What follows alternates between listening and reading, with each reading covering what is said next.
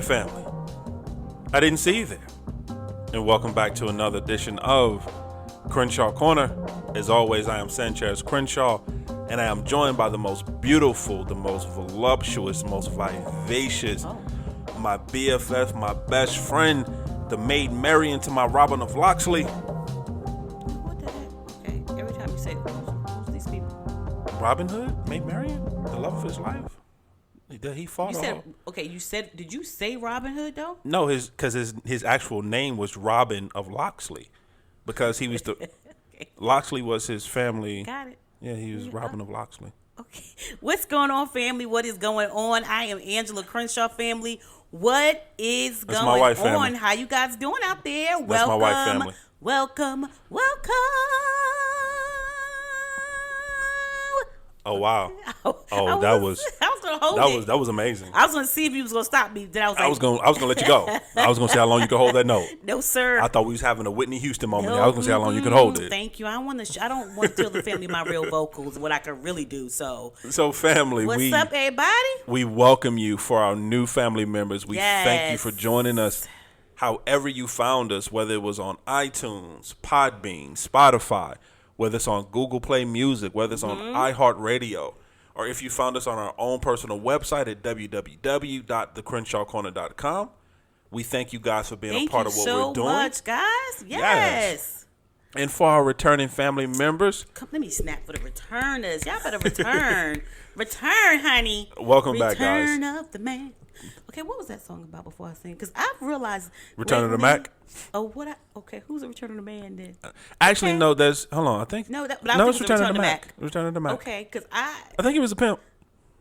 I think he was lately a I've pimp. been listening to songs, and we both have been listening to songs. Yeah, we and have. realized that we basically been listening to the beat, but not not the really words. listening to the words. Yeah, because So that's a problem we've been dealing with lately. I remember this. I saw this on Instagram. I think it was this young lady. She was dancing. She was in her 30s, and she was dancing to the Jagged Edge song. Mm-hmm. Girl, I'm excited. Then that one right there. When she's like, I feel a little poke coming through on you. That part. But we in middle school singing this. Singing it. That's what I'm saying. Yeah. And because now that you're older, you listen to it, you going, yeah, Like, I should we really have been singing that. like your girl was it Betty Page? Who Betty Page, baby? Wasn't it Betty Page? The one was this is Mommy Jim. This is The clean up woman? Yeah, the Wasn't clean that up Big woman. Betty Wright? The Betty Wright. Just saying she cheated. You know what I'm saying? You do what you do, but I'm going to clean up your mess, boo. I got you. He's You know my what I'm man. saying? But anyway, Is she the one that also did the song where she called a woman and told her she the other woman? is it? I think so I too. think so. Or the one where I should love that song. I used to sing it where as we rain, I know As we lay. As we lay. As we lay. And I'm singing it like, we forgot it's about tomorrow as we lay. You the next chick. You She was the original side chick. woo. So we realize that It's now morning. we're trying to listen to some lyrics, and what made us really, I think, what made me really think about it is Sanchez got a record player and he bought a whole bunch of vinyls. Oh yes, I did. And music so, sounds so much better on vinyl. On his vinyls, he turned around, he was like, babe, the words. I forgot that the words Used to be on it, yeah. on the back of the album, and there were the words. And they need to do that and bring that back. Bring it back. I don't know if because- they could because now like these Yeah. mumble rappers, I don't know if they even saying Yeah. words. Like your boy Lil Pump. Like if you put that? if you put the words of his song on something, all it's gonna be is Gucci gang, Gucci gang, Gucci gang, Gucci gang, Gucci gang. That's all he say through the whole song. That's nice. I mean he may throw a third word in there, but all he says is That Gucci says- gang. I think we should go back to the words on the back. I think we should go back to vinyl, period. We should go back to vinyl and words on the back of the album. Yes. All I'm saying. But okay, I digress. Go It's ahead. okay. Finish your cleanup. Oh, I just it's had to get it okay. off my chest. Go So ahead. family, once again, just thank you guys for being a Thank part you of us. so much, guys. We consider ourselves an interactive podcast. Simply what that means is that you can find us on the socials. We're on Instagram, we're on Twitter, we're on Facebook, all in the Crenshaw Yes. Corner. And then you can also email us at thecrenshawcorner@gmail.com. Once again, thecrenshawcorner@gmail.com. And family, we just thank you for being a part of what we're doing. We appreciate you guys. We appreciate it. So what's Yeah. going on, Sanchez? So, babe, I got something on my mind.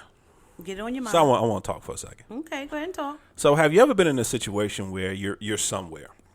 I'm always somewhere, baby. Yeah, you're always somewhere. And you see this person, and you know in your spirit you know this person. So you walk up to him, you get closer to him, And then the closer you get to them, you realize, I have no idea who you are. No, it doesn't happen to me like that until I tap them. You tap them first? I'll be like, hey, what's up? And then they turn around and you realize. Yeah, then it's wrong. Like the time I thought the lady was pregnant in the Well, morning. I wasn't going to bring that one up. I felt so bad, guys. So, you want to tell it or you want me to tell it? You can tell it because it was not a good moment in my life. So, family, we in the mall. This is before the whole world shut down. This is some years ago. Some years ago, actually, yeah. And we're in the mall.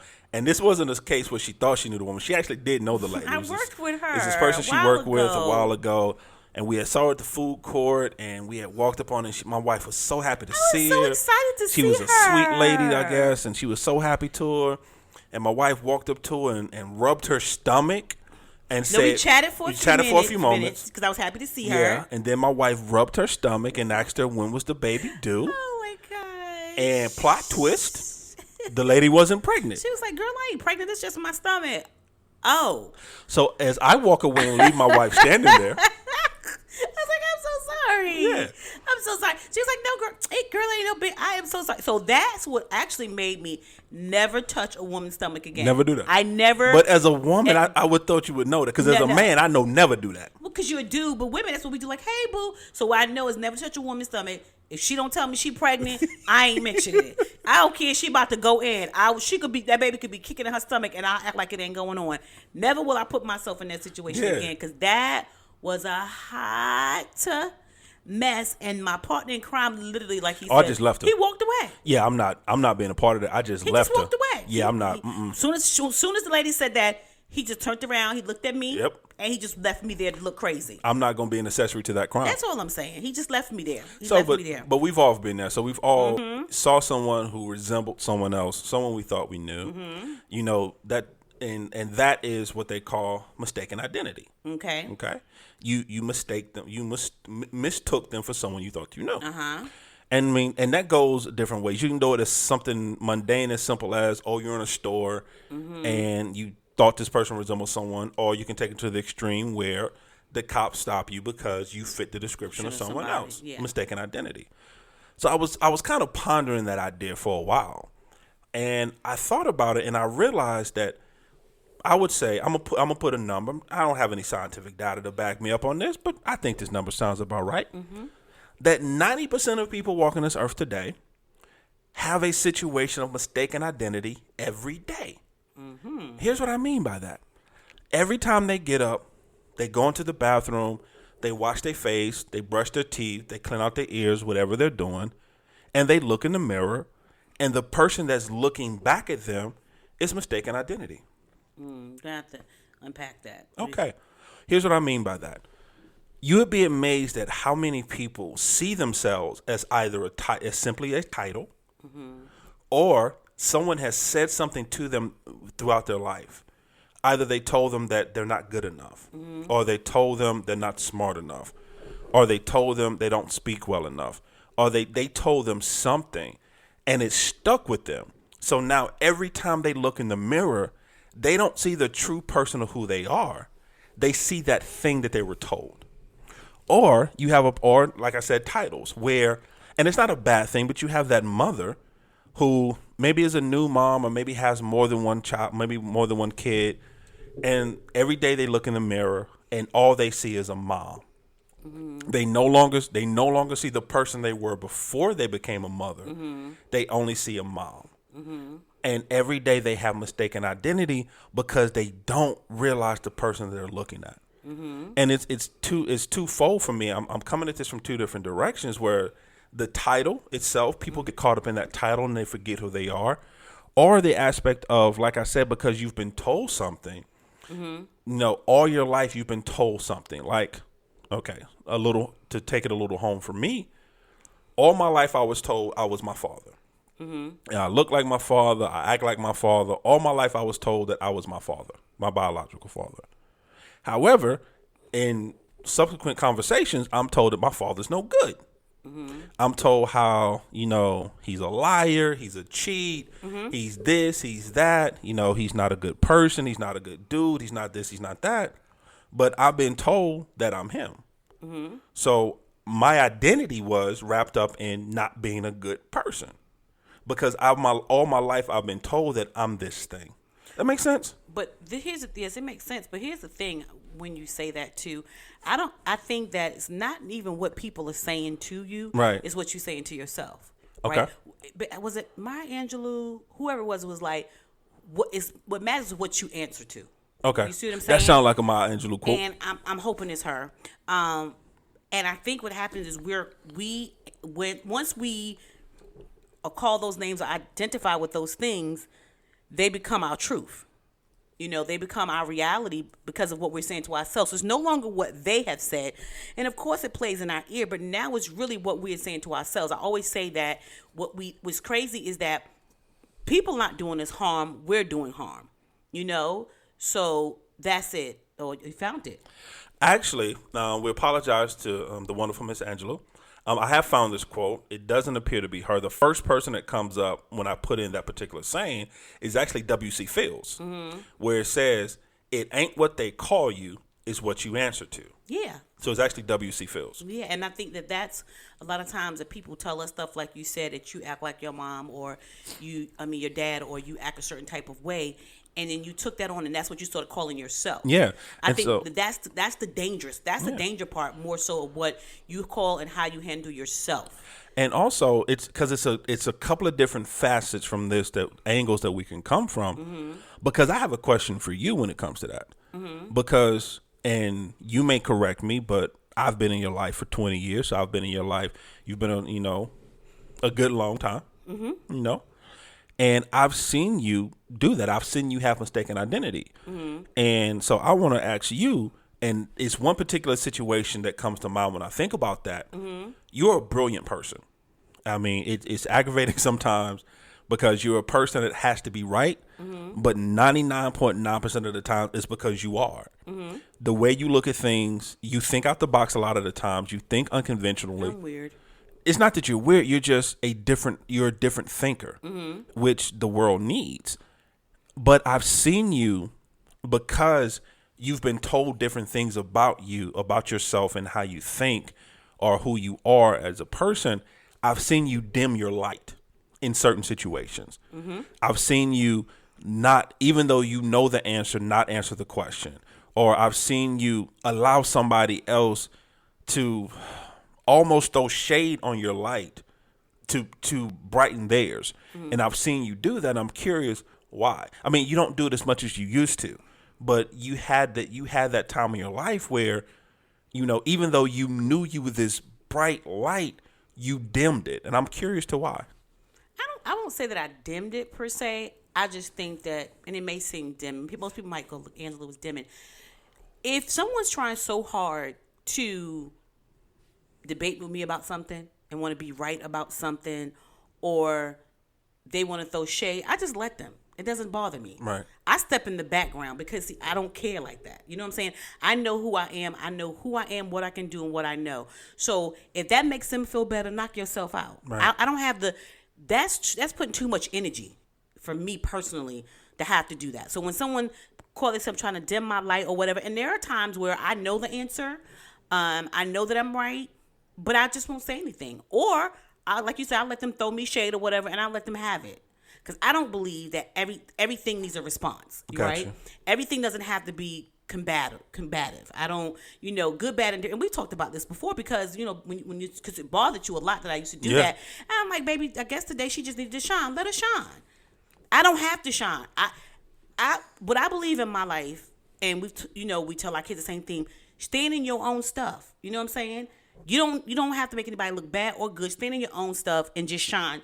That's it. You don't have to do nothing extra. We've had these conversations where you walk in a room because you're a beautiful man, you're tall, you're a big guy. Men automatically size you up. You see what I'm saying? I'm so they used look to you that. up and down like, if I gotta take this dude out, Can I take him? And Yeah. And the crazy part about it, you're so quiet. You don't come in a room talking. You actually come in a room and go sit down somewhere. But so for you, it's not. I don't need to put my chest out. I don't need to. I see you never trying to put your chest out or trying to be the dude talking the most when all your friends are talking. I see you in the back because sooner or later someone's going to ask your opinion. You know what I'm saying? And you normally don't speak unless you have something to say. You see what I'm saying? I don't like idle chit chat. Right. You don't like it. And for me, I don't have time to try to be. I don't even put myself in the spotlight. I don't do stuff like that. But if someone asks me something, I'm gonna answer it to the best of my ability, and I'm gonna be who I am. But there are times, like you said, that I'm dimming it because I'd be like, do I want to say something this time? Like, I literally have to sit there and debate with myself because I always feel like I have something to say. So I think that's where you feel like I'm dimming my light, because I'd be like, not today. Let her have that. No. Here's the thing, though. The crazy part is that, like you say, you don't want to put yourself in the spotlight, but because of the person you are, you constantly walk around in a spotlight. Yeah, because I of the person understand you are, you constantly walk around in the spotlight. Now, also, that's why I let people have their shine. Yeah. I'm not forcing anything. I just want to love myself, be myself, stand on what I know. And if somebody around me want to act like that, I'm like, go for it. I'm not. One thing I've appreciated about both of us, we're not those kind of people. You know, we just want to have a good time. We want to have fun. We want to bug out. But I do. What I can say to you about it is how I got there. And was when I was younger and I was in school and I was always an A student and I did very well in school or whatever. But after a while of me raising my hands, kids would have an attitude like, "Well, she," because you can hear them. Yeah. Well, she got the answer. Here she go again. She always got something to say. She swears she's so smart. So as I got older, I was like, okay, maybe I question myself. Like I said before, I have to talk to myself into saying something or talk to myself into communicating what I know, because that like that's what you said earlier, those things that was told to you way before. So you kind of played them in your head, but it wasn't that anybody was doing anything to me. I was doing it to myself by dimming my own light, by saying, don't say nothing because they're going to be like, here you go again. And like those things that I heard, which kept me, like, per se, what you say, like maybe dimming my light or not communicating. Sometimes I just sit and look at people because I'm like, if this is what you want, baby, you can have it. I'm not out here debating and fighting you over nothing. Yeah. You kind of hit on the head. You asked me a question earlier. It was offline. Mm-hmm. Like you said, family, if you've listened to us at any point in time, we really don't discuss a topic ahead of time, because we want our conversation to be as authentic as possible. So we don't pre-plan. A lot of the times we don't even know what topic, the other person doesn't even know what topic we're going to talk about until it's brought up when the microphones come on. But you asked me a question earlier when I said I wanted to do identity, and you said, well, what is it about this topic you want to do? And I really didn't give you a proper answer. The reason I wanted to touch on identity is because I'm one of and I'm not the only one, a lot of people go through this, but growing up, I always had to defend my identity. I always had to answer for who I was. And it's because growing up, I grew up in a predominantly black neighborhood. Growing up in a predominantly black neighborhood, I'm darker now than I was when I was a child, but I was very fair skinned. I've always had like really curly hair. So people have always wondered. They've always hit me with that question, what are you? I've always had to answer that question all my life. What are you? And I use slang, but it's never been a predominant part of my vocabulary. I've always spoken. I love words. I've always used words when I spoke. So I've always was hit with that, why do you talk white? Why do you act white? Growing up, because I've always been that person. I've always been in the sci-fi. I've always been in the Star Trek and Star Wars. I've always, growing up, one of my stations that I had preset in my radio was an oldie station, listening to like Earth Angel, songs like that, songs from the 50s and the 60s growing up. So I've always had this eclectic taste in music. You do. And so when I'm talking to my friends and I'm talking about stuff, I'm talking about stuff that they either don't want to know about, don't understand, so I've always had to defend myself and who I was. And for me, that's always kind of played a part in me not really understanding who I am and always kind of questioning who I was and who I am, because I've always found myself having to be a chameleon, because it was always a situation where, because I didn't want to go through it, I didn't want to go through the T's and I didn't want to go through the questioning. I was a kid. I just wanted to fit in. So I changed the dynamic of who I was. So I've always been that person that I could fit into whatever situation I'm in. You know, if I'm in a boardroom, I can fit in and have a conversation in a boardroom. If I'm at church, I can fit in and have a conversation in a church. If I'm on a street corner, I could fit in and have a conversation on the street corner. You know, but it's never allowed me to truly define who I am. You know? But I don't think that it has to. I think you're all of those things. I think because my personal opinion when it comes to identity is the foundation of who you are does not change. Okay.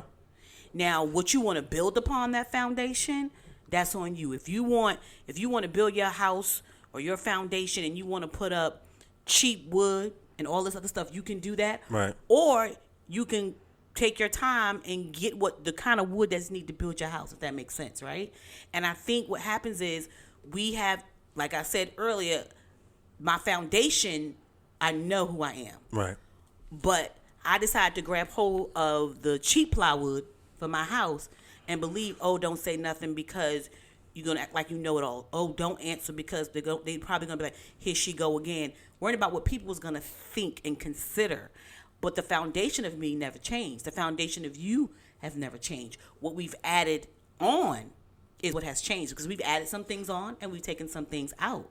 And I think that what happens is that we're so busy trying to pick something, you know, like a lot of people, it's crazy, this thing, Dr. Miles Monroe talked about it. There's so many people asking God, what is their purpose? And so busy looking for their purpose for living that they're not living. Right. You know what I'm saying? And so you walk around going, God, what's my purpose? And your very purpose, you could be doing every single day, but you think that it should be more. And I think when it comes to identity, especially mistaken identity, because we choose to say this where I am right now, I'm not that person, I'm this person.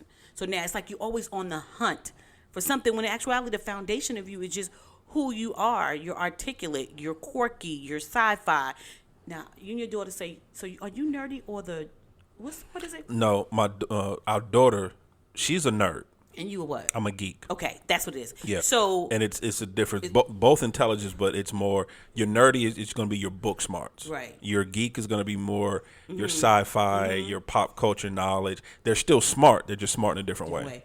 And that's you. You all of those things. And if anybody has listened to this podcast long enough, know every Star Trek movie you ask him, he got it for you. He don't care. He loves it. But I think that that's all of who you are. And I think embracing that, you know, because people, I think what happens is like, I think one thing you said is like you were different. So when something is different and they can't identify it as their own, right, they want to tear it down. They want to make you feel bad about it. You know what I'm saying? And so I think the core of who you are, I think you wouldn't be who you are if you weren't all those things. I don't think that you go into the boardroom and know how to handle the boardroom. It's just that you're articulate speaking, you're smart. You see what I'm saying? Like, so I don't think you change who you are, because that would be weird to me if you said you change who you are. That means you wear 1,000 masks. And I only say that, and I only do I say that to you, sir, because some people do, is because I have talked to every coworker you've ever worked with, right? And everybody tell me the same thing. He don't talk. He don't talk, and every time you go to his desk, you think he quit because he has nothing on his desk. Or they say, I'm so glad to meet you. I've never seen a picture of you, because he doesn't talk. But if you need him, you need help, you need somebody that's going to walk you through something, he's your guy. And that's every single job you've ever worked at. You know what I'm saying? Yeah. So I don't, the identity thing trips me out because we get caught up. Yeah, and I think that's what happens. And like a lot of people, because what happens with a lot of people is that you take a title and make it your identity, and not realizing that your title does not identify who you are. And whether it's husband, wife, brother, whatever it is, boss, worker, whatever it is, we allow those titles and we get it mistaken for our identity. And I've been caught up in that because, the one thing that this season of furlough has taught me, I always knew this, but it kind of came back to me during this time that I've been furloughed, is that my identity is caught up in my work. Yep. Because if I'm not working, it's you depressed. I don't know what to do with myself. You almost borderline gets depressed. I do. Now, is that because you identify as to be a man, you have to work and you have to take care of your family. What's that? Yeah, and the crazy part, even though while I've been on furlough, we financially haven't missed a beat. Thank you, God. Thank the Lord. Yeah, and that's Take a over and say, God thank you, thing. Jesus. That That's has a nothing to God. do with me. That has That's a nothing to do with God you. thing. Thank you, That's Lord. a God thing. Actually, doing, and I'm not saying this to brag, and please don't think me braggadocious, but we're actually financially we're better off coming out of the furlough and coming out of this time of COVID than we were going in. Absolutely, I believe that. And once I know again, that to be true. yeah, and that's a God thing. That But is a God thing. with that being said, the moment I got told that well, this is gonna be your last day until this particular time, my whole world stopped. Yeah. And I didn't know what to do, because if I'm not not even so much as a manager, because it's just you work hard and everybody else is a manager. Don't care what nobody tell you. But it was just, I'm not a worker anymore. I'm not working. And for so long, my identity has been caught up in I'm a worker. I work. If I don't do anything else, if you can't say anything else about Sanchez, you can say he's a hard worker. And now if you take that away from me, Yeah. who am I? I think that Pop, our dad, worked for transit in New York City for years before he passed away. It seemed like it was 6 to 8 years. It seemed like it. Seemed like he was one of the original people to start transit. And he identified himself only towards his job. That was it. That was it. And we know that for sure because everywhere he went, he wore his transit uniform. He stopped wearing clothes. Even on his day off, if he went somewhere, he may not wear the whole sweater, shirt, whatever, or tie, but he was going to wear them pants, them shiny shoes, because he spit shine them shoes. Oh, yeah. And he going to wear that transit short shirt, and he was going to have his transit keys, because he said, I can go to the bathroom anywhere in New York. In New York, because he had the keys, the master key to any restroom, but he kind of that was his identity. Pop wore his transit uniform to Ma Helen's funeral. To his mama's funeral, y'all. The complete sweater, tie, shirt, and he was off that day. Of course, it's his mother's funeral.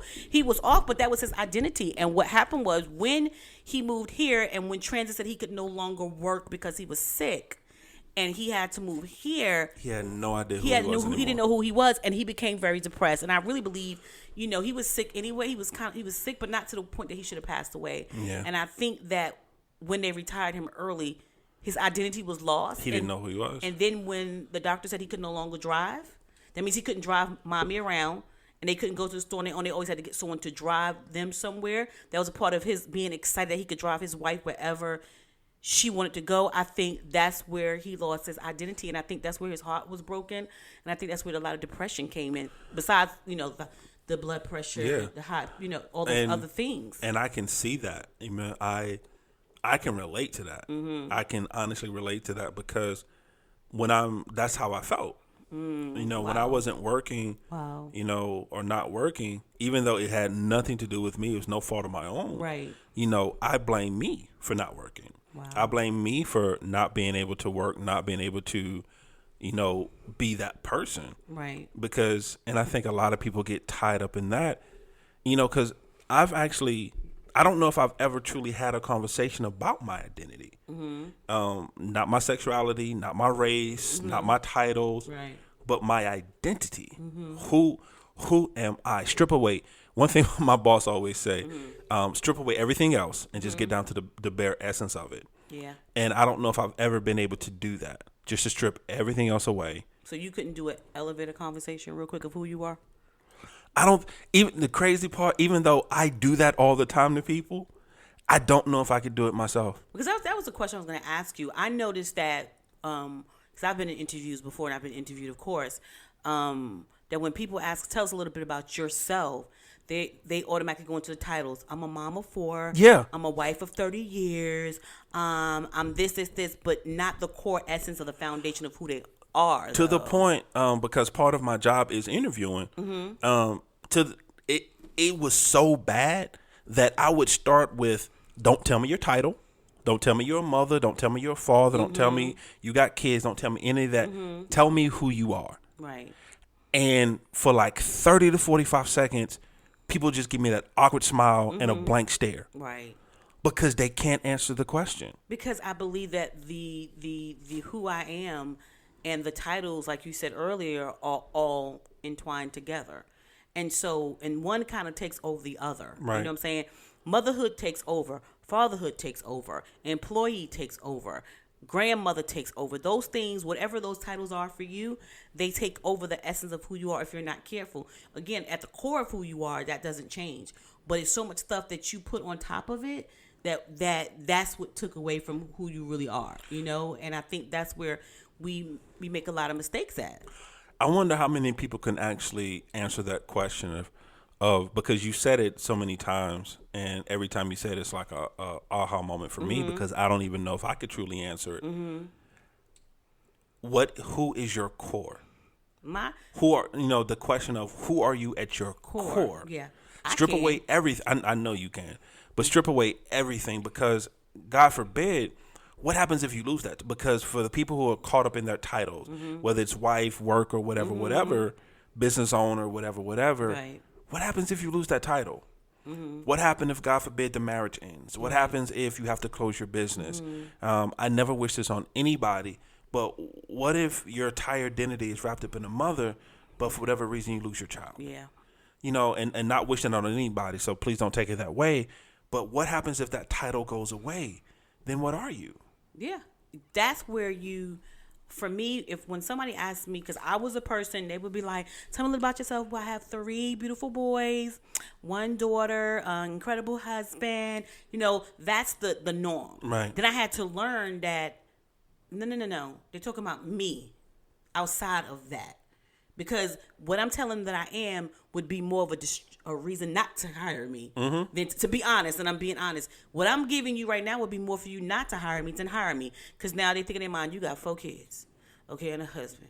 And you know, like, so, you know what I'm saying? It's like, okay, she gonna need time off. Like the normal things that we say, especially when it comes to identity, and we say to people in an interview, sometimes you don't get called back just for those things instead of telling them, and I know you know this because you've been doing this for years.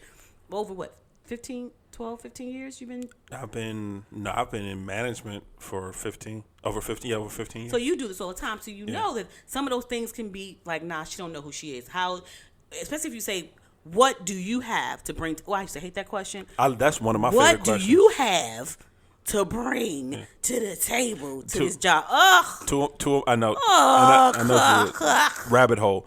But 2 of my favorite questions that I always ask all my interviewees, I ask them, what do you bring to the table? And I ask them, and I tell them, I have a lot of people applying for this position. Out of all the resumes I have and all the people I have to choose from, why should I choose you? And that's why I begin to roll my eyes. Internally, there's a rolling of the eye. Internally, I am rolling my eyes. Because now what you're asking me is not to identify myself with anything but me. Right. It's kind of like we talk about all the time, like going into being an entrepreneur, which is the direction that we're going in. And not working for corporate America, right? They don't know when it can happen. I would say this more so me than you. Right. You love corporate America. I don't know why. I don't. But the goal is when you're going in, a lot of people stay in corporate America because if the business fails, guess what? There's no bearing on you. There's no bearing on their name. They can get unemployment. It's not easy, but it is easy. But when you're going out on your own, everything falls on you. Everything's on you. If the customers, everything falls on you, and a lot of people don't want to go through that, even though they know they should be entrepreneurs. You know what I'm saying? And so for me, I would go in the same way. I'm a mother, I'm this and that. And then I had to learn, like, okay, so who are you? And that's when I began to talk about myself. But that took a long time. And when I identify myself as, first of all, a success coach, a health coach, a motivational speaker, you know, a woman that likes to get things done, you know, a woman of honor and integrity, you know, that. So, but this is the crazy part. Because when I do that on an interview, the person who they're interviewing me, they give me 45 seconds just staring at me because the expectation is the normal. You see, it's the normal of saying, I'm a mother, I'm this, I'm that. And they are, because they've already wrote down, that's the answers that everybody's going to give. Yeah. So when I come in with something totally different, it's like, okay. You know, so I think, I think it's difficult not to identify with the thing that you're doing. How did you get there? I want you, because I'm curious and I do this a lot on a podcast, and I don't know if I've ever I think I have told you personally, but I truly do admire you as a person. Thank you, babe. I just don't say that for views. I just don't say that because we're on a podcast and I want people to say, "Oh, he's a good man." No, I don't care about that. Truly, because there's a lot of great things about you, and there's a lot of things that you as a person that I'm not built that way, you know, and I admire who you are and the confidence you have in yourself. So I'm curious, how did you get there? As far as because I've asked you about your joy and how do you get there. We've had that conversation before, but I'm talking about just as far as identification and just knowing who you are. It's not the titles that you carry, you know, not that, but just who Angela Denise Crenshaw is at her core. How did you get there? And I'm sorry, I put your whole government name out there. I apologize. Sure, good gracious. You and the kids. What do you mean? Listen. That whole I'm somebody mother title. Hear me roar. Right. The 4 kids we got, they broke that. they broke it. They broke it. They was like, we're not playing with you. Go get you a life, mommy. Go be with dad. Do whatever you guys need to do, but could you stay out of my business? And no matter how I tried to be a hovering mother, right. They taught me that didn't work for them.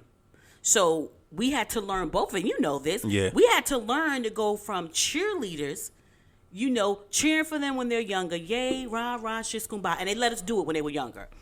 We were their cheerleaders. We're going to cheer all day. They were okay with that. Then we had to go be like their advice. Then we had to go from that straight to advisors. You know what I'm saying? Like, and now we're in a role where we could advise because our kids don't care. They broke me. Yeah, they don't. We don't have kids that care. Like, yeah, okay, whatever, mom. But this is what I'm doing. Okay, dad. Yeah, whatever. This is what I'm doing. And they kind of broke. So they were breaking away from me so fast, like they was in jail. Right. That before I could get comfortable, because the age group they're all in, before I could get comfortable in motherhood per se, whatever that's supposed to be, because I don't know, because we try to do the best we can at the time that we try to do it, you know. They broke me. So it was like, bye. And by that time, it was either have something for myself, for me, or don't. You broke me when I stayed home for 2 years and you were working. And the kids were in school and they were doing their thing. Right. And I would sit home and it ain't that much clean in the house in America, seriously. But the goal was for me to stay home and do my very best to create a business for us that I didn't do. I regret that to the death. If nothing else, I regret the 2 free years that you gave me to do that, and I didn't do what I was supposed to do. But when the kids are gone and the husband is gone and you a stay-home mama with no stay-home kids. Because I was a stay-home... Girl, why you stay home when you ain't got no kids? And then I don't do their laundry. They do their... Like, the things that a mom would do to stay home for... Yeah, all our kids are self-sufficient. Self-sufficient. Yeah. So it made me realize, who the heck are you? Because right now, you just a chick sitting in the house, you know? Not taking around anybody else. That's what they want to do. And that's what I had to learn. Who am I? Because the realization was the kids were leaving. They were getting older and they were leaving. And then it's just going to be me and you. And I don't have a problem with being me and you. But if I'm going to just be here... I'm not going to be at your job sitting down with you. I'm not going to work with you. Right. I'm not at every move you make, because at that time you was working late hours, double shifts, coming home, going back to work, and all that. And I was just here.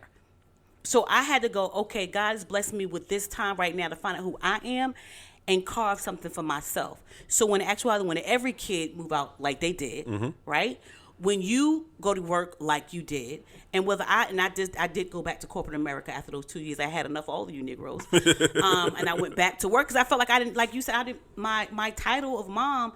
I felt like it had been taken away because I had no kids in the home. Not that I didn't have kids. Right. The title of wife and what you needed, that job didn't happen until 6 or 7 o'clock at night, because that's when you would come home. You know, so I got from the time from 8 o'clock in the morning to 6 or 7 o'clock at night.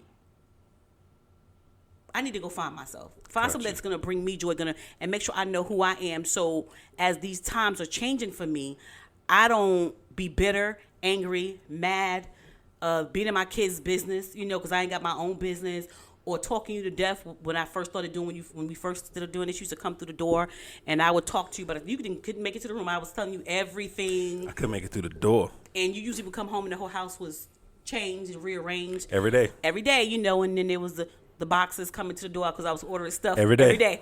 You know, so I had to, that's how I began to, this was years ago, but find out who I was because everything that I knew to be, that title thing you talking about, because I didn't balance it, well, it was crippling me. Does that make sense? No, it makes sense, but I want to follow up on that real quick. Because I know you and I have different backgrounds, but similar backgrounds as far as like childhood and everything. Because I know you went through a lot of that growing up as well, too. You being different, quote unquote, different than everyone else, and them telling you, and them blatantly telling you how wrong you are for being so different. How did you deal with that? How did you deal with everyone around you telling you how different you are, how wrong you are for being different, and not losing your identity through that? They either said I was different, or I was mean, or I was angry. There was always something. Right. You were always something. I was always something. Right. I embraced all of that. That kept people away from me, if that makes sense. Okay. I didn't, especially like family members, they was like, ooh, she a little angry little black child, you know. Right.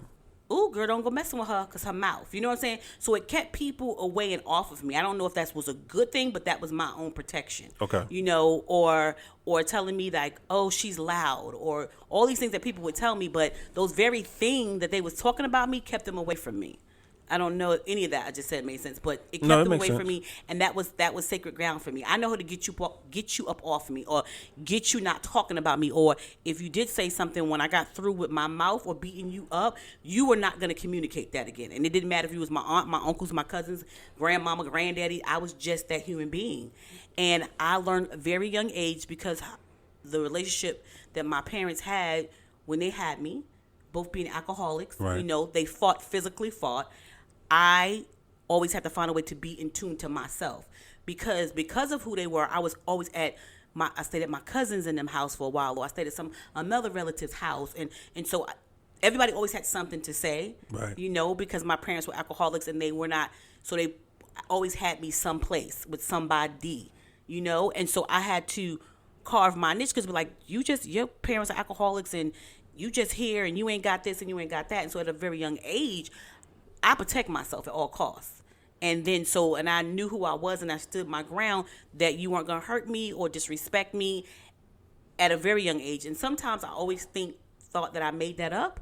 But then when I talked to my mom and she's like, no, very much so. Because even she told you, you know, when she was in the street drinking, I was very young. I was taking care of her. Yeah. I was washing her up. I was trying to cook. Almost burned the house down, trying to make sure that dinner was done before my dad came home, trying to clean her up so she wouldn't look like she had been drunk all day. And as a little girl, so I felt like since nobody was protecting me, my identity was to protect myself. I was my own protector. Right. And even as an adult now, there's some times where I still fall into that. I'm my own protector. No one's gonna, and I love you. Nothing that taking anything away from me, and you know that already because we've had this conversation before about how I feel about protection. But there's something in me that rises up in me that I got to protect my own self. Yeah. You know, and I think so. It's always been because so many people came at me, and there was nobody going, leave her alone, stop, quit, don't bother her. It was me and God, seriously, and I was taught, handle your business, and it did not matter really. And I feel bad for my grandparents and stuff like that, how when I was younger, but it did not matter. What was the one thing that was said to you growing up in that vein that hurt you the most? My mother calling me Little Black Sambo. Little Black Sambo. Called me Little Black Sambo.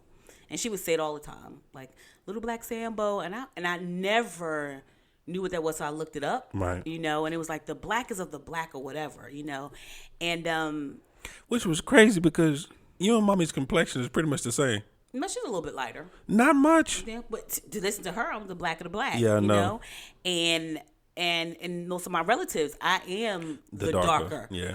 And my children are the darker out of our family. You've seen them all. We're the darker side, right. You know. And so, and again, it was her drinking days or whatever. But I think that was so hurtful because looking at a Little Black Sambo, I'm looking like, not that it's unattractive, but it's not attractive, and it's. I can't. Y'all would just have to go look it up. You would have to go look it up. To look it up to understand that. And I think that's what hurt me. And then understand the significance of actually Sambo. Yeah.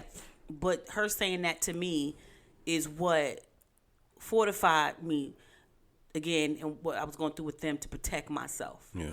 And words are going to hurt, but I stayed by myself for a very long time, And I learned how to hurt you first with my mouth. And some days I have to correct myself now because I can do it now. Attack first. And attack you before you attack me. And my mouth is. Yeah. Yeah. I love God. Trust me, I know. I love God. Yeah. I love God, but I taught myself how to kill you with my mouth. Yeah.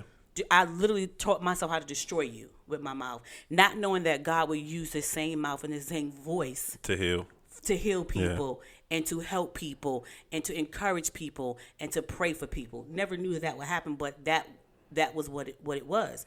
So what was the one thing that hurt you? Was it because I know you say, so I don't know if that's the only thing. I know you say because your mom said you were just like your dad, and then she would say your dad wasn't nothing. But what was the one thing for you that kind of growing up? The one thing that always stuck with me was people really felt the need to question my blackness. I wasn't black enough, and people really felt the need to question that. It's like and it's not much different now, but you have to be a certain way to be considered black. You have to, there's a certain way of life you have to live, a certain way you have to talk, a certain way you have to carry yourself to be black. And if you don't fall in this box, then you're not black enough. You're not black. Our favorite line, we're going to take your black card. Yeah, that's our favorite line. We're going to take your black card. And I had to deal with that all my life. And people really questioning my blackness and saying, people really flat out told me, you're not black enough. I actually had this person look me in my face and told me, you're not black. Then what am I then? If I'm not black, what am I? And that's something I've always had to deal with. I've always had the people questioning my blackness or questioning, the favorite line, which one of your parents are white? None of them. None of them. Right. My father's very fair skinned, but he's not Caucasian. Right. And so that always stuck with me because I was always in limbo. Because I was always in limbo where within my own culture, I wasn't enough for them, but I was enough of them for the white culture. So I was too white for black people, but too black for white people. So how did you get here? So how do you cope now? Because now I don't care. Why? Now how did you get here? I got here the long way. I got here through anger. So where you got there through protection and fortifying yourself in who you were, I came the back way around for me, and I did anger. And I just stayed mad a very long time. It was one of my favorite lines. I've said this before. When Avengers, when Bruce Banner had turned into Hulk, and he was like, and Cap asked him, how do you control it? He was like, because I'm always angry. That's how he learned how to control Hulk, because he was always angry. And that was me. I was always angry. I always stayed mad. And it got to the point where I just did not want to defend myself anymore. I didn't want to explain my blackness to people. I didn't want to explain my taste in music. I didn't want to explain why I like the things I like. I just didn't want to explain it anymore. Right. I got to the point where it's just really none of your damn business. I listen to the Red Hot Chili Peppers. I enjoy the Red Hot Chili Peppers. I listen to Nirvana. I listen to Queen. These are the things. This is the type of music I listen to and I like. It's not a lot of rap music I do like, and the rap music I do like is the old school rap music. I go as far as about the Fugees, as far as this new rap music. After the Fugees, that's about it for me. Right. But I enjoy art. I like going to art shows. I love the opera. I love musicals. Bless his heart, but go ahead. I do. I love musicals. I love opera. I love these things. And I just got to the point where I did not want to defend it anymore. And if you accepted me, cool. If you don't, the hell with you and move on.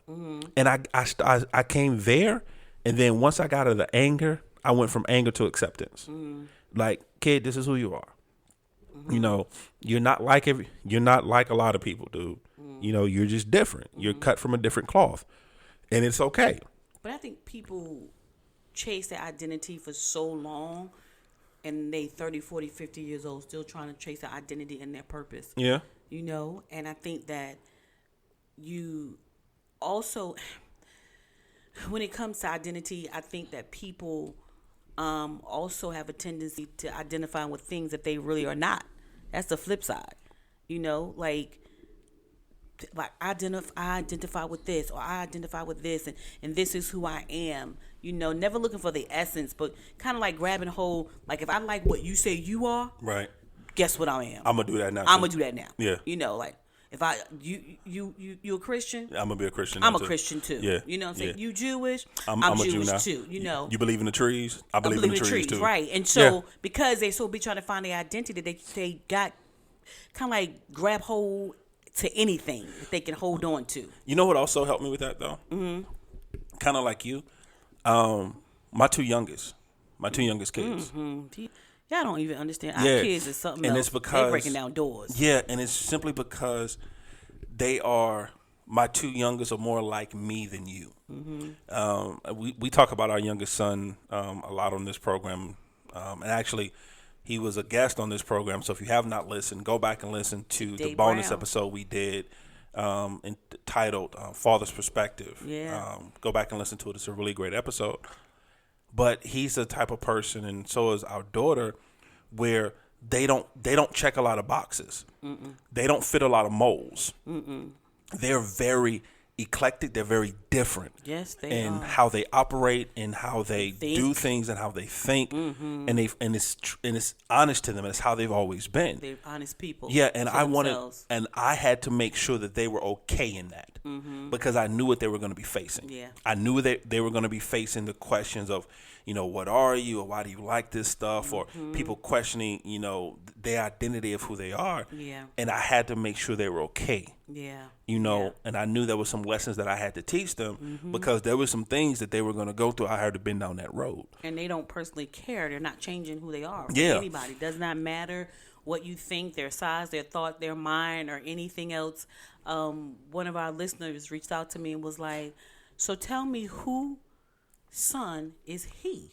And I'm like, our son. And she was laughing. She was like, Dad, he's the most coolest, calmest.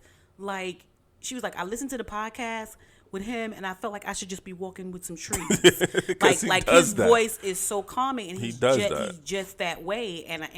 And with our daughter, she is just very much she want to be bothered when she want to be bothered, and she don't. She don't. She's a tall girl. She likes her size. She likes her body image. She loves all of it, and she even wears high heels when tall girls shouldn't, because she want to be even taller. She loves herself, and she's a redhead. She's light skin, freckles, and a redhead, and so she gets so much. She looks like when I say so much flack. When I say this, I may sound racist, but I apologize. She's like a Black Irish. Yeah, she does. Yeah, and she's just a beautiful girl, and so, but she's grounded in that. Yeah, and she's okay. The one thing that I've always, whether you realize it or not, you really can and should learn from your kids. Yeah, I believe that. Your kids can teach you so much about life and things. And identifying who you identify with. Because the one thing about my two youngest, now our two oldest, they were solidified to who they were from the womb. From the womb, I promise you. From the womb, they decided, this is what we are. This is what we are. From the womb. Rock with it or get out my way. And truly don't care. Care. And will roll you right on over. Seriously, like will hit you with their car and keep it moving. Keep it on moving. But our youngest, but with them, they taught me that it's okay. It's okay. Mm-hmm. It's okay not to have all the answers. It's okay not to have all the answers. Mm-hmm. It's okay to be okay with who you are. Yeah. It's okay with not being the same. Yeah. It's okay with being different. Yeah. It's okay with not fitting the mold that people think you should fit.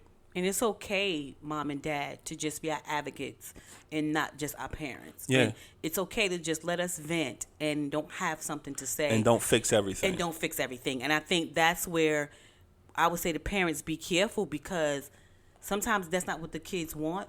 They just want you to let them vent and not fix everything. And so with you, they taught me my identity is who I am, not the title that I am to them. That I'm so much more outside of that. And if you have any kids like us, go on and get your life, because they're not changing. And identify yourself as who you are, not just as a mom or a dad or whatever, but the essence and the core of who you are, because your kids will change the game on you. And here's the thing. Here's the nasty little secret that nobody likes to talk about.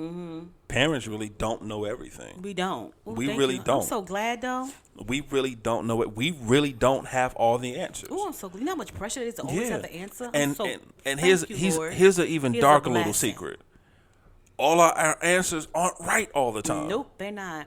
So, and that's why it's so dangerous to get caught up in the identity of just being a parent. Or just being a wife. Yeah, or or- just being anything. I'm about to say, or just being anything. It's so dangerous with that because that leaves so much room for destruction. Because Yes. if anything happens and that title goes away, what are you? What do you do? What do you do at that point? If when your kids become grown and they move out the house Hallelujah. and they become self-sufficient faithful. and they don't need you and they get their own life And you've been in their business all this time and not getting yourself together. and they go from calling you every day to calling you every other day Or call you.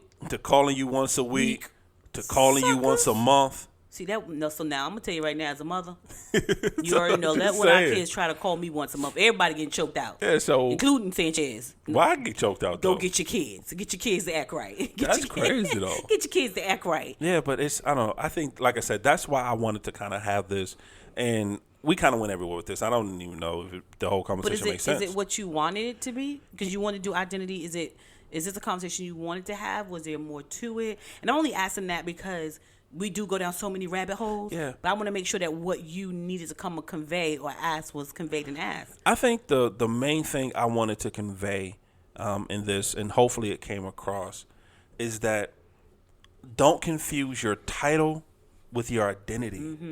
And I'm gonna step on some toes with this. I don't really care, but what I'm seeing a lot is that everybody's allowing, not everybody, but what I'm saying is that it's become a common thing to allow a title or a label to get confused with your identity, where people are getting caught up in heterosexuality, homosexuality, whatever, black, white, whatever, Christian, Jew, believer, non-believer. Yeah. Everybody's getting caught up High in, heel walker, flat shoe. You know. I want to be people getting caught up. I want to have a baby. Some women don't want a baby. I mean, there's so many things that people are getting caught up in. and they're right getting now. caught up in these titles that does not identify you. You know, essence. it doesn't because you're a straight male, it's not your identity.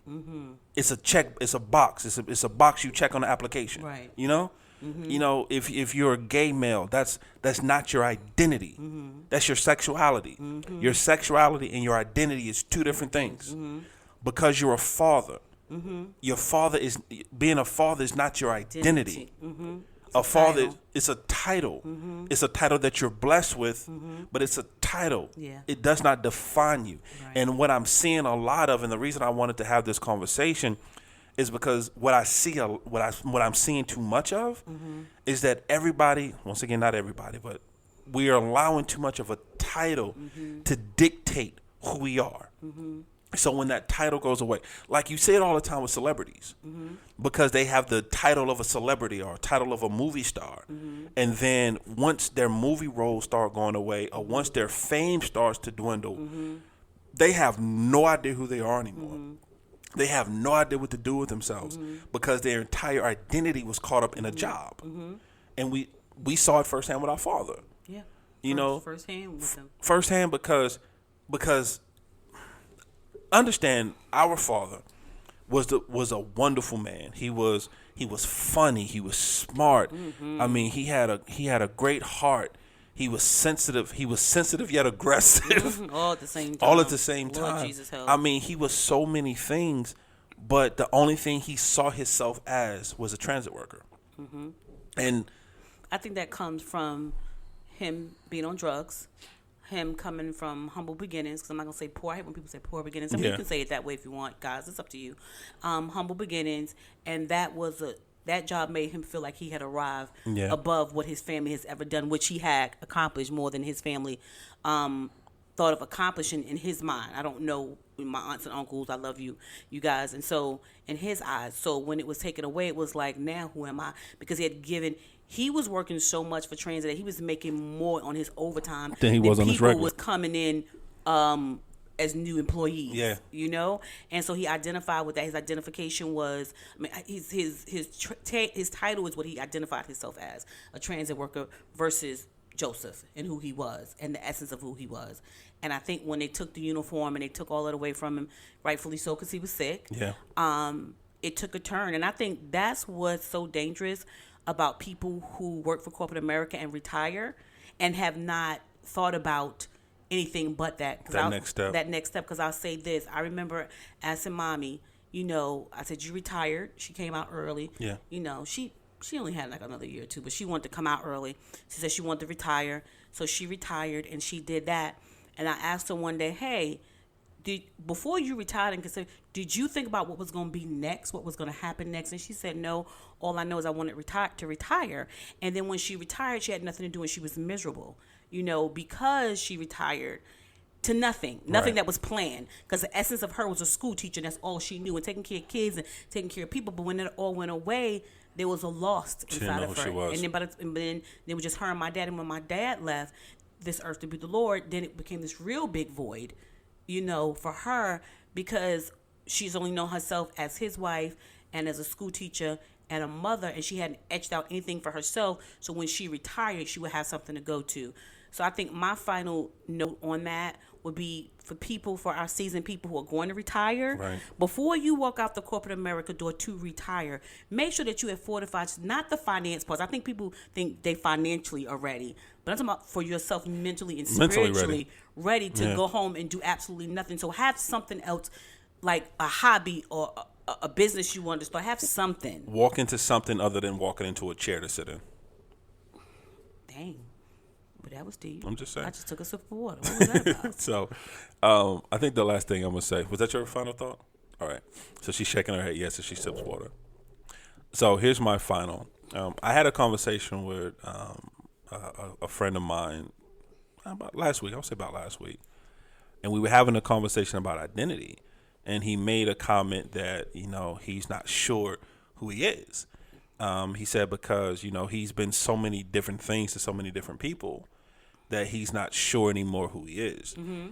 And so in that having that conversation with him, the one thing I said to him was, a lot of times we find it hard to know who we are because we're not having the conversation with the right person. Mm-hmm. And I gave him an analogy. So I said, so if you build something, you make something, you invent something that hasn't been there before, you invent something, no one can come to me and ask me how to fix what you invented because I didn't make it. Right.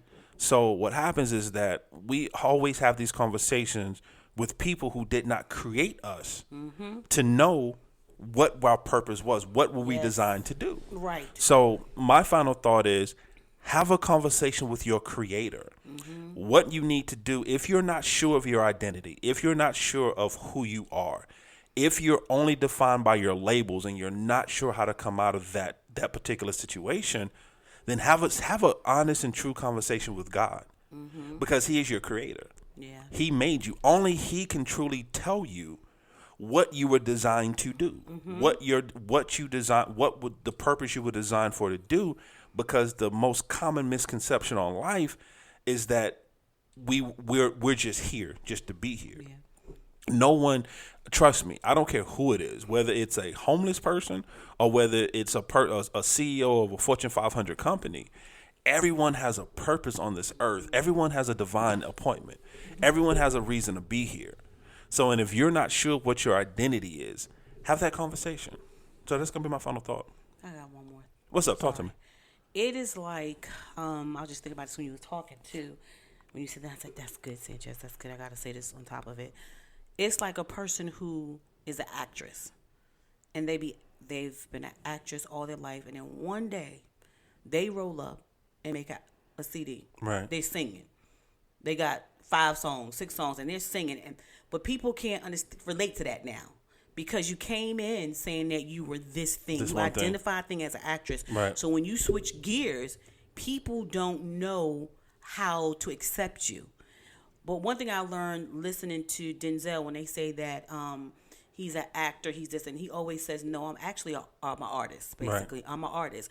Because when you say I'm an artist, that means that any of those genres, from painting to whatever, I can touch. But when you say you just an actor, and you say that, and you've played this role for a long time. You ever seen those actors that played the role for 15 years? So when they try to play another role, typecast, you be like, but for real, she's still like Vanessa from the Cosby Show. Yeah. I can't even take her seriously right now. No matter what Malcolm Jamal Warner does, he will always be Theo. He will always be Theo. But this is the crazy, because now he's on The Resident, I think it is. Yeah, The Resident. And he's doing so well, but it took me a long time not to make him little Theo. Right. When he switched gears into drama and seriousness, And so, or to see him on Def Jam doing poetry. He does poetry. And actually, he's very good. He's a very good poet. And to see him on Facebook, and he's a musician. Yeah. You know what I'm saying? So because he's an artist. Because he's an artist. And I think, so the core, the foundation of who he is, he's not an actor, he's an artist. That's the core, the foundation of who he is. That's right. He can identify with that, and so he can touch everything. But once he said, I'm an actor, no one wanted him to see him do anything else. That was it. And to switch gears would be so wrong, because they've already basically put his title there as an actor, put him with the Cosby Show, and that's all he better do. Yeah. Anything else, I can't take him seriously. I like that. So don't get typecast as a mother. Mm-mm. Don't get typecast as a father. Don't get typecast as an employee. Don't get typecast as a boss, because you are an artist. You're an artist. I like that. And we're going to end it right there. We're going to end it. I like that. We're going to end it. So, family, thank you guys once again. Thank you for being a part of this conversation. Thank you for listening to us. Hopefully you gleaned something from it. As always, we consider ourselves an interactive podcast. What that means is that you can find us on the socials. Yes. We're on Instagram. We're on Twitter. We're on Facebook, all in the Crenshaw Corner. You can reach out to us via our email address at thecrenshawcorner@gmail.com. Once again, thecrenshawcorner@gmail.com. You can listen to us either on iTunes, on Spotify, on Podbean, on Google Play Music, on iHeartRadio, or you can listen to us on our own personal website at www.thecrenshawcorner.com. And family, welcome to our journey. We love you guys. Bye.